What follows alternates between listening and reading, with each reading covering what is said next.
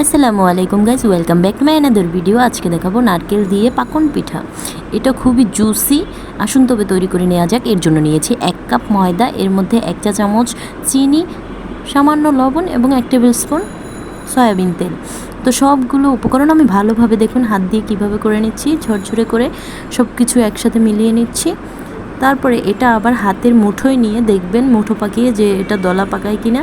যদি না পাকায় তাহলে আর একটু তেল এর মধ্যে দিয়ে নেবেন।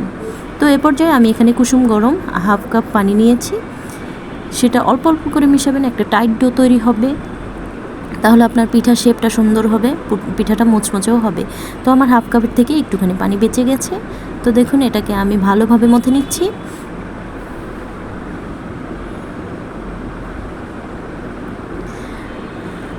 মথে নিয়ে এটাকে আমি 20 মিনিটের জন্য রেস্টে রাখবো। উপরে একটু সামান্য তেল এভাবে করে হাত দিয়ে লাগিয়ে দিচ্ছি। এটাকে ঢেকে আমি 20 মিনিট এক পাশে রেখে দেবো। আর এখন আমি নিয়েছি এখানে কিছুটা নারকেল, কিছুটা চিনি। আপনারা যে যার মিষ্টি অনুযায়ী দিয়ে দিবেন।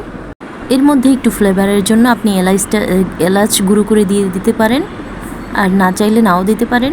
তো আমি এটাকে এলাচটা মিলিয়ে নেব, কিন্তু নারকেল আর চিনি এখনই মিলিয়ে নেব না, কারণ এগুলো যদি এখনই মিলিয়ে ফেলি তাহলে এর থেকে পানি ছেড়ে দেবে, পিঠাটা ভিজে যাবে নিচের থেকে। তো চলুন আমি আপনাদেরকে এখন ডোটা দেখিয়ে দিচ্ছি। দেখুন কতটা সফট হয়েছে। এটা কি মধ্যে নিচ্ছি, কিছুটা নেওয়ার পর একটু লেচি কেটে নেব গোল করে রুটির জন্য। এখন একটা রুটি তৈরি করে দেখাবো। এটা রুটির মতোই, বেশি মোটাও না বেশি পাতলাও না, রুটির মতোই হবে। তো এর মধ্যে এখন আমি এই নারকেল আর চিনি একসাথে মিশিয়ে নিচ্ছি, আর এলাচের গুঁড়ো ভালোভাবে মিশিয়ে তাড়াতাড়ি এই পিঠাটা তৈরি করে নিতে হবে, না হলে কিন্তু এটা থেকে পানি ছেড়ে দিবে। তো দেখুন আমি এটার উপরে পর্যাপ্ত পরিমাণে নারকেল নিয়েছি, তার পাশ দিয়ে এখন আমি সিল করে দিব। এর জন্য আমি একটু পানি নিয়ে নিয়েছি, যাতে এই পিঠাটা তেলের ভিতরে দেওয়ার পর না ছুটে যায়। এর মুখটা চিরে গেলে ভিতর থেকে নারকেলটা বের হয়ে সমস্ত তেলটা নষ্ট হয়ে যাবে, আর আমার পিঠাটাও ভালো হবে না। আর এখন দেখুন আপনাদের কাছে যদি পিঠা কাটার থাকে তাহলে কেটে নেবেন, আমার কাছে চাকু আছে তাই আমি কেটে নিচ্ছি।